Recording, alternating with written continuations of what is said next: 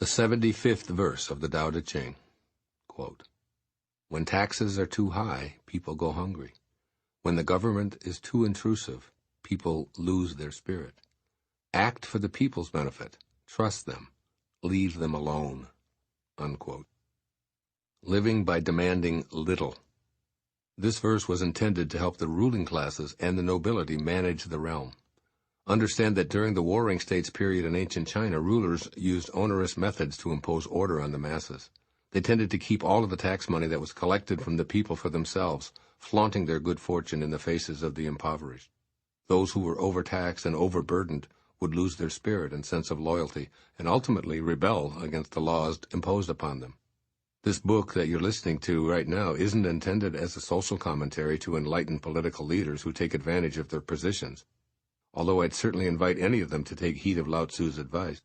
Rather, I wrote this book to help you apply the inherent wisdom in each of the 81 verses of the Tao Te Ching.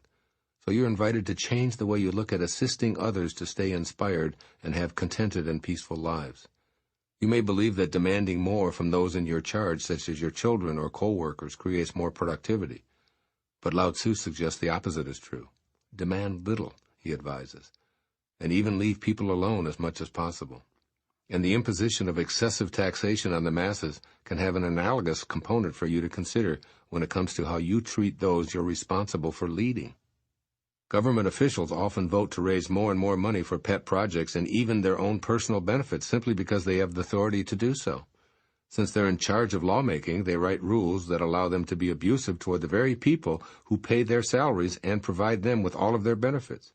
In virtually all cases, those who are being taxed to provide luxurious lifestyle perks receive far less in the way of benefits than those who are the recipients of that tax. In other words, the rule makers and others in power are using their positions to take advantage of ordinary people. When this becomes too prevalent, those ordinary people become restless and disruptive. With scant respect for authority, as Lao Tzu puts it, people lose their spirit. Rather than demanding more because you're older, bigger, richer, or more powerful, leave those you're in charge of alone whenever feasible, trusting in their inherent wisdom to do the right thing. Overbearing, taxing authorities create rebellion and chaos, and you'll create the same unless you check your inclinations to reverse yourself by being less demanding instead of more. I've practiced this approach to leadership my entire adult life by keeping the number of people who work for me and require my supervision to an absolute minimum. My demands on my manager, secretary, all-purpose assistant are few and far between, and she's been my sole employee for 3 decades. I allow her to negotiate contracts, to make all arrangements for speaking events, and to manage my very large business with an absence of demands from me. I don't tell her what time to come to work, what to wear, or how to talk to people, and my reward for being a boss with minimal demands is someone who's fiercely loyal, who can be depended on to do the right thing, who loves her job, and who is indispensable to me. I behave the same way toward my editor, who has also been with me for 30-plus years. I write from my heart, allowing the words to flow onto the page, and then I send it to her. I trust this woman implicitly and allow her to do whatever she incarnated to do with no demands from me. My reward for being non-intrusive is to have my books beautifully and professionally polished. My editor and I also enjoy a loving, peaceful relationship, with both of us content and proud of the work we were destined to produce. While what I'm describing may seem impossible to you, it can absolutely be attained when you trust in the Tao to manage all of the details of both your professional and personal life. The following is what Lao Tzu urges you to take from this 75th verse of the Tao Te Ching, which was originally intended for leaders of countries, but is applicable to everyone in a supervisory or parental role. First, don't overtax yourself. Lao Tzu's reminder that excessive taxation will lead to a loss of spirit applies to you as well.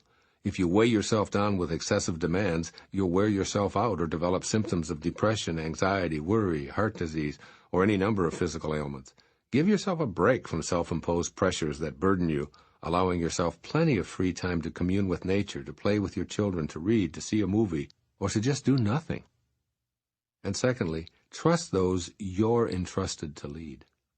Don't continually monitor those you're responsible for raising or supervising. Instead, develop a trust in your less experienced charges. They must be allowed to use their own minds, for they also have a destiny to fulfill that's orchestrated by the Tao. So demand less and encourage more, and as much as you can, allowing them to pursue their own excellence and happiness. Your trust will lead to their trusting themselves and the wisdom that created them.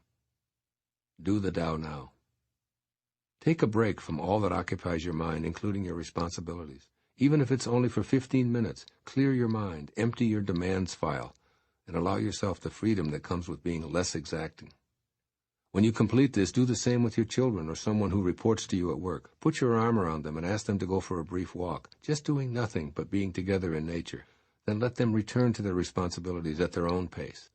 If you're thinking that your child or employee needs an imperious overseer, perhaps they've become that way because you haven't trusted them to be self-reliant.